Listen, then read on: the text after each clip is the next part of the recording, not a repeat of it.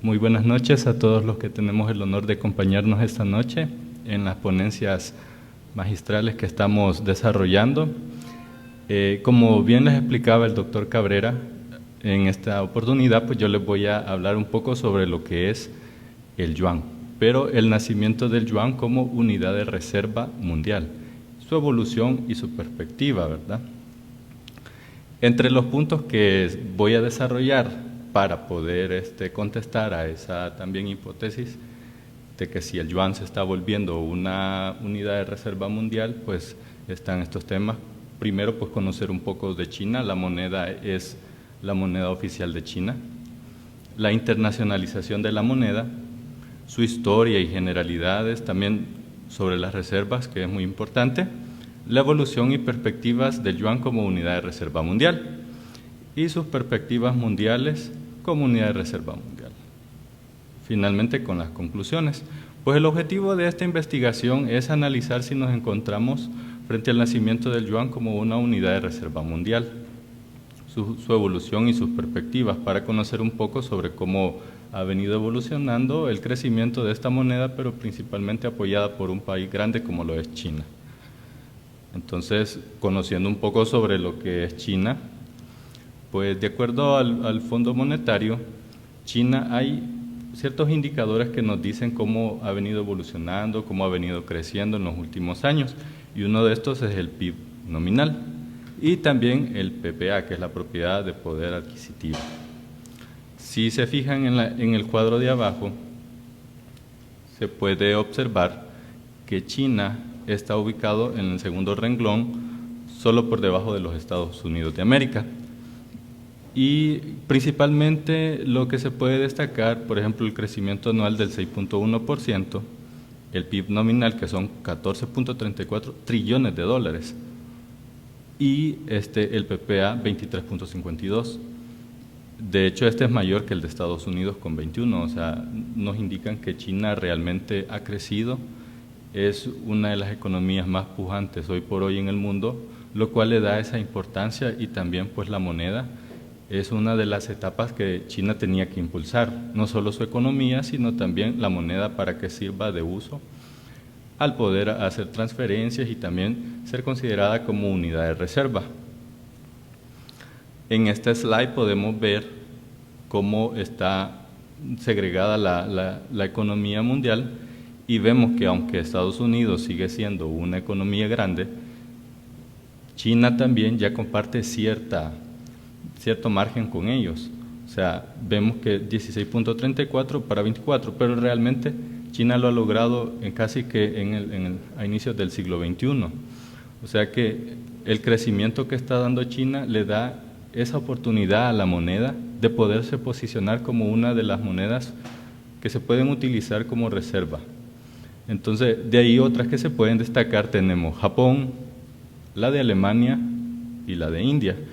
Y segregadas ya en conjuntos de países podemos encontrar las demás, pero las principales que destaca el Fondo Monetario pues son estas de aquí. Ya hablando en lo que es la internacionalización del yuan, es importante saber un poco sobre cómo es en sí la moneda. La moneda, su nombre oficial es renminbi, que quiere decir moneda del pueblo. Asimismo, el yuan es una unidad del renminbi, pero internacionalmente la mayoría de las personas y los usuarios la conocen como yuan. El yuan actualmente representa el 2% de la canasta de DEX.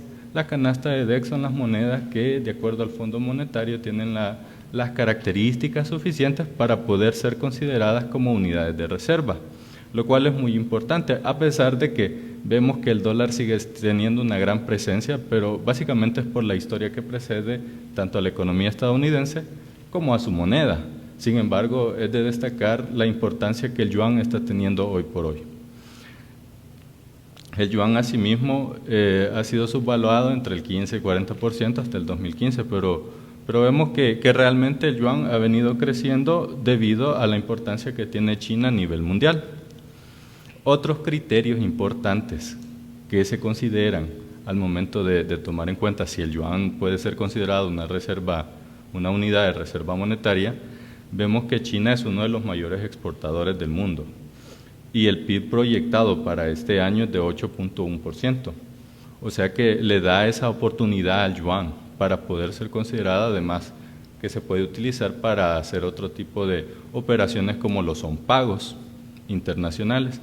Y algo muy importante que tiene el yuan es que es de uso libre. Cualquiera puede disponer, o sea, podemos ordenar operaciones a través de yuanes, lo cual le brinda esa posibilidad de ser considerado.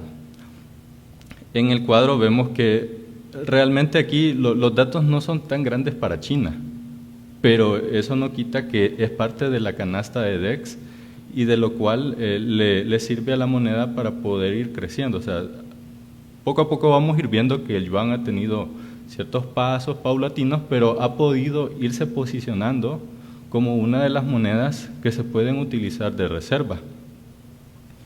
Como les mencionaba, hay otros aspectos importantes sobre cómo considerar a una moneda al momento de las reservas, y una de estas son los pagos. Los pagos, de acuerdo a SWIFT, que es una entidad que provee servicios de transferencia de pagos a nivel internacional, esta nos está diciendo que el 2.79% de las operaciones globales que transitan a través de SWIFT son realizadas en yuanes, lo cual es importante, a pesar de que el dato es pequeño, pero nos da a conocer los pasos que ha dado China para colocar el yuan, internacionalizarlo y poderle dar ese empuje que necesita la moneda. Asimismo, tenemos datos como entidades privadas como el Standard Chartered Bank, que nos indica que el yuan se ha multiplicado 21 veces desde el 2010. O sea, si se fijan, casi que a partir del siglo XXI es que ha crecido la moneda, y eso no se debe a casualidades o algo fortuito. Realmente ha sucedido porque China ha realizado reformas en sus políticas monetarias que le ha permitido al yuan poder salir y crecer de manera internacional. Asimismo, el FMI nos dice que la moneda también sirve para generar un sistema monetario más sólido. También la inclusión del yuan le ofrece un atractivo a los DEX. Los DEX son las monedas, o más bien dicho, es la moneda con la que se identifica el Fondo Monetario, que son derechos de giro. Y todas las monedas que forman parte de la canasta de las reservas, o sea, tienen que tener DEX, de lo contrario es como no puede ser considerado, o sea, tiene que tener cierta aval de parte del Fondo Monetario. Asimismo, ayudan a que haya un marco de políticas que faciliten las operaciones para el Fondo Monetario. Imagínense países que de repente no estaban incluidos en esta participación internacional, porque básicamente estaban como más hacia el lado de la economía china, ahora también ya son considerados porque ocupan el yuan, y el yuan es parte de las reservas del Fondo Monetario con los DEX.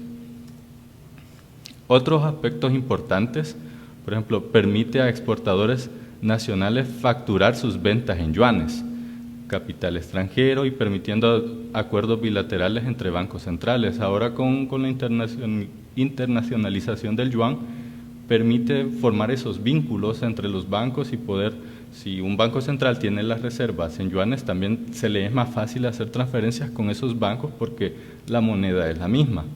El sistema monetario internacional ha sido dominado básicamente por el dólar a través de la historia, y bueno, lo pudimos apreciar con la exposición de mi compañera, donde veíamos que sí, el euro es una moneda pujante, una moneda grande, pero aún así el dólar siempre ha tenido ese primer lugar.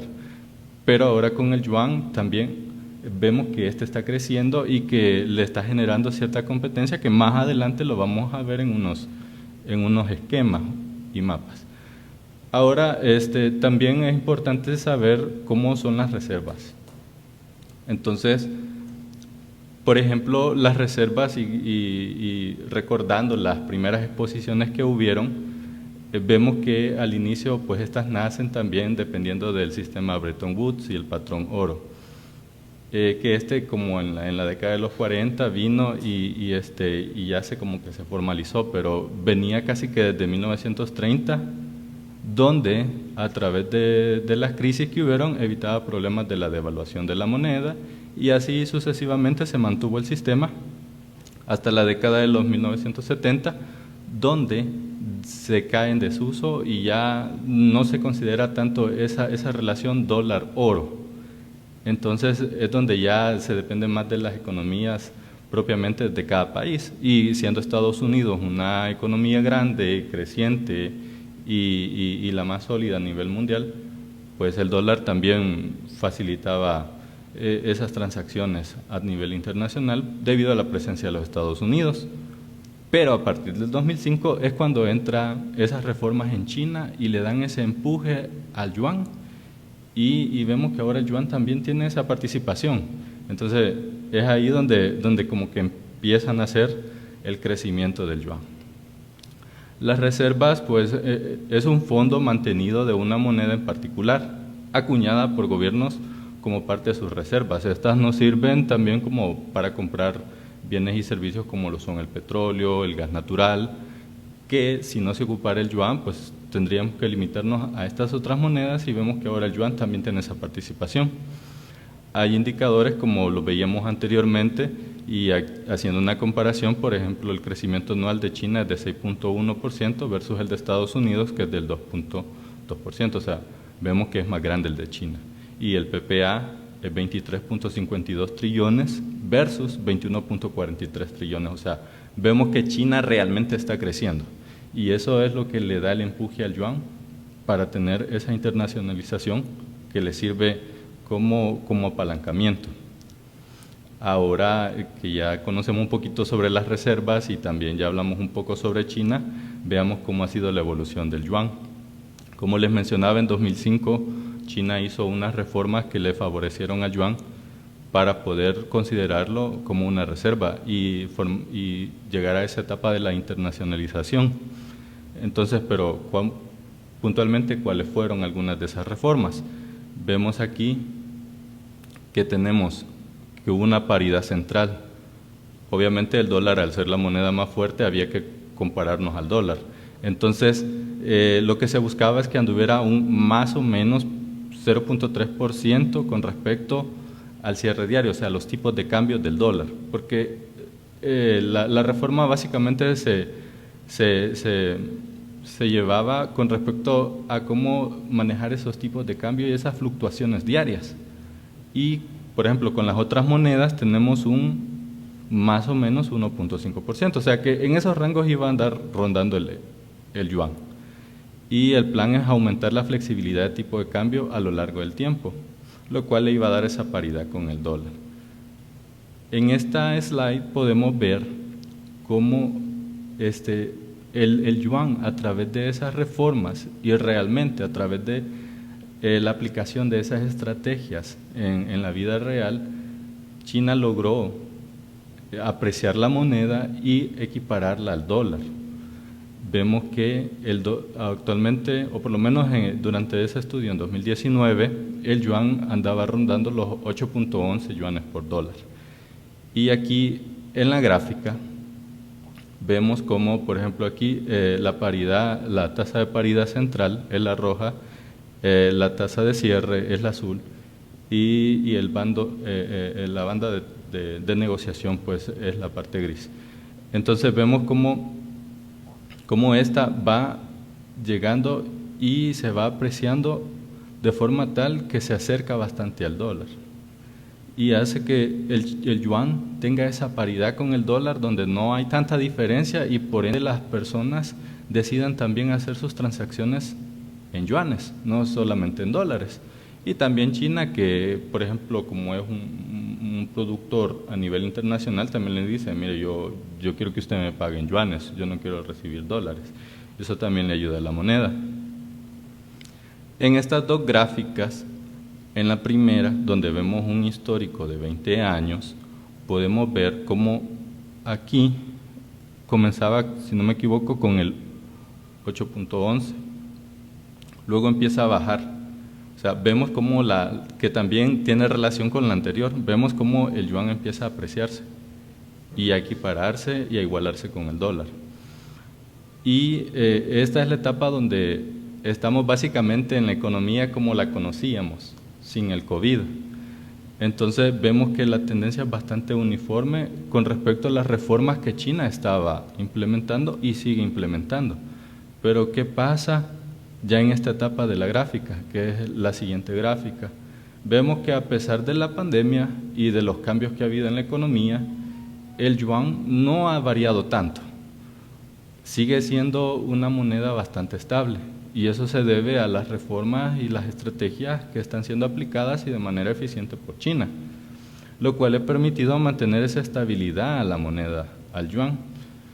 Y de cara al futuro quedan interrogantes sobre cómo evolucionará el sistema monetario internacional con respecto al yuan, ya que las políticas de apoyo a su papel internacional han jugado un papel clave. Pero si se fijan, en los últimos años, en los últimos 5 años, o sea, ha sido bastante estable, lo cual le ha permitido a China mantenerse y al yuan propiamente estabilizarse. Ya no regresó a esa depreciación de la moneda. Ahora con respecto a algunas perspectivas. El BRICS es una unión entre los países de Brasil, Rusia, India, China y Sudáfrica. Esta, al ser China parte de este grupo, le ha beneficiado al yuan también que estos países, al tener esa relación tan fuerte con China, puedan también utilizar su moneda. El yuan, como vemos, está ganando influencia principalmente en esos países, y esos países a la vez le trasladan esa influencia china y del yuan a los países con los que ellos históricamente han tenido relación, por ejemplo Brasil con Chile y Colombia, lo cual ha permitido también a la moneda llegar a otros mercados y a otras economías que si no hubiera sido a través de este puente del BRICS no lo hubiera sido tan rápido, pero son parte de esas estrategias. Entonces el Fondo Monetario también, a través de un estudio que se ha realizado en 2 etapas, hace una comparación de la economía mundial y las reservas y cómo estas han estado dominadas casi que en cierta etapa hasta 1994 a través de un bimonetarismo, donde, como veíamos anteriormente, el euro y el dólar compartían ese poder a nivel mundial. Y aquí, por ejemplo, sin el yuan, que es con el enfoque de Franklin y Wei en 1994, vemos cómo aquí los países en azul son los del euro y los verdes son los del dólar. Entonces vemos cómo la mayoría de esos países están concentrados en esas 2 monedas. Pero, por ejemplo, si se fija Rusia, Australia, Brasil, y luego los volvemos a ver más adelante, ahorita son de la hegemonía del euro. Y claro, hay monedas fuertes por historia, como lo es la libra esterlina, que básicamente es en Inglaterra, pero la vemos también en Canadá y en Chile. Y el yen, que es básicamente la moneda fuerte, pero únicamente en Japón. Pero ¿qué pasa ahora si hacemos el análisis con el yuan? O sea, vemos que el panorama ha cambiado un poco.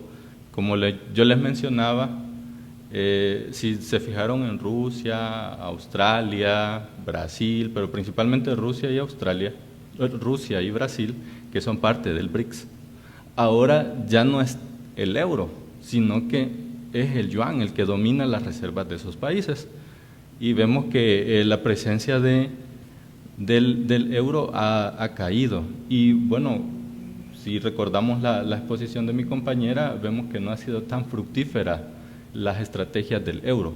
Asimismo vemos que, por ejemplo, en esta parte de aquí, Sudáfrica y aquí Namibia, o sea, son países que por lo que se puede entender tienen bastante relación con ese país, también son influidas por el yuan. Y aquí en América del Sur pues vemos a Colombia y a Chile.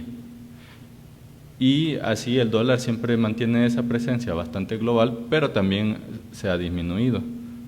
En esta slide podemos ver la comparación ya de los 2 enfoques, el enfoque Franklin Wei de 1994 y el enfoque Kawai y Pontines del 2016, donde vemos cómo países, como yo les mencionaba, Rusia, ahora es el yuan.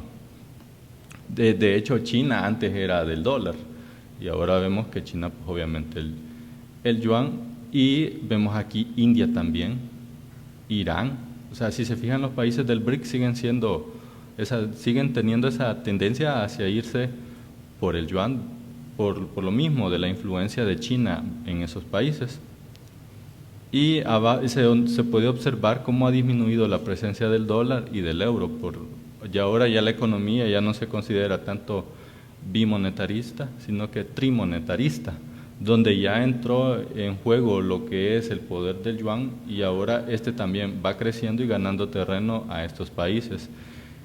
En estos cuadros podemos ver cómo, por ejemplo, la composición por cantidad de países, y vemos que el dólar tiene 212 países y que representa el 60.2%, con el enfoque sin el yuan, y el euro el 36.6%, y los otros dos que son bien pequeños, no es tan significativo. Pero vemos luego, en el segundo cuadro, en el de abajo, que el dólar ha perdido ya ese 60%, y también esos 112 países, ahora son 99, el euro 56 versus los 68 que antes tenía, y obviamente también la participación, el 30%. Y los otros países, las otras monedas también perdieron, básicamente la libra esterlina, pero la moneda que ganó participación, vemos ahora el renminbi, que tiene participación en 29 países y representa el 15% de las reservas, que se representan en yuanes. Surgimiento de la unidad de reserva mundial. Aquí hay algunos criterios, como por ejemplo la apertura de la cuenta de capital, la existencia de un tipo de cambio flexible, tamaño económico, políticas macroeconómicas, desarrollo de mercado financiero. O sea, China ha sido tan estratega en estos criterios que se ha posicionado, y eso ha hecho que el yuan también ahora forme parte de la canasta de DEX y pasará a ser una moneda que sí para los países es atractivo tenerla y utilizarla como reserva, porque influye mucho la relación de China. Asimismo, el yuan tiene otras características u otras formas de cómo utilizarse, como por ejemplo a través de instrumentos financieros. En la historia china reciente han habido dos tipos de instrumentos. Tenemos los bonos dim sum, que dim sum es una palabra que se refiere básicamente como a una delicatessen, que es un tipo de comida como que muy rica. Entonces, los bonos también se trata de que son bastante atractivos, bastante preferibles por los inversores. Entonces, vemos que estos empiezan a colocarse en Londres, allá en 2015. O sea, si se fijan, la historia es bastante reciente en cuanto al yuan. Lo mismo en 2016, y vemos que son 5.000 millones de yuanes, lo cual representan 760 millones de dólares.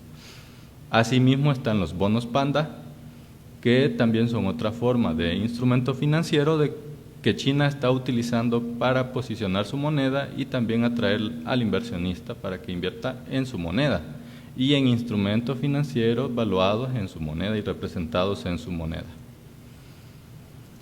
Aquí, por ejemplo, el rol como unidad monetaria de pago, que es otra de las facetas que tiene el yuan. No simplemente es para acuñarlo y para tenerlo como parte de las reservas, sino que como veíamos anteriormente, nos sirve para comprar bienes como el petróleo, el gas natural. Entonces, esto se hace a través de los pagos, ¿verdad?, en yuanes. Y vemos que, como yo les mencionaba, SWIFT, las transacciones mundiales, vemos aquí que aunque China muestra porcentajes bajos, si se fijan, la historia reciente, entonces son los primeros pasos que da el yuan hacia ese enfoque o hacia ese camino. Luego lo mismo las transacciones vía SWIFT solamente en yuanes, vemos que se hacen a través de Hong Kong un 70%, Singapur un 7%, el Reino Unido a través de Londres un 5% y China por medio de Shanghai y otro creo que Macao. En cuanto a las conclusiones, La idea o la hipótesis de esta investigación era ver si nos estamos enfrentando a que el yuan es una moneda para considerarse como reserva monetaria. Entonces, si estamos en el nacimiento del yuan como unidad de reserva, entonces, ¿qué se puede rescatar? ¿O qué podemos puntualmente decir del yuan? La internacionalización del yuan ha permitido a los exportadores nacionales facturar sus ventas y transfronterizarlas. O sea, no simplemente dejarlas en China, sino enviarlas al resto del mundo y que esa participación se vea, abriendo la puerta a capital extranjero, permitiendo también acuerdos bilaterales con bancos centrales. Si yo tengo relaciones con China, es bastante obvio concluir de que también se va a tener monedas, cierta reserva en yuanes, por la relación directa que hay entre esos países, y liberalizar el uso de yuan por medio de Hong Kong, como lo veíamos a través de la emisión de bonos. Algo, por ejemplo, aquí una conclusión ya bastante personal: China ha dado pasos grandes, constantes y sin perder el horizonte. O sea, hizo sus reformas y bajo esas reformas y bajo esos enfoques se dirigió China y se ha dirigido. Pasos que le han permitido al yuan lograr características únicas y sólidas para poder posicionarse como una unidad monetaria para acumular reservas a nivel mundial. Dichos esfuerzos son el producto de una gestión apegada a las reformas de las políticas monetarias que China implementó a partir del año 2005 y que le han dado el valor suficiente al yuan para ser avalada por organismos internacionales como veíamos el Fondo Monetario y ser una buena opción para considerarla como parte de las reservas monetarias y ser utilizada además como una unidad de pago internacional.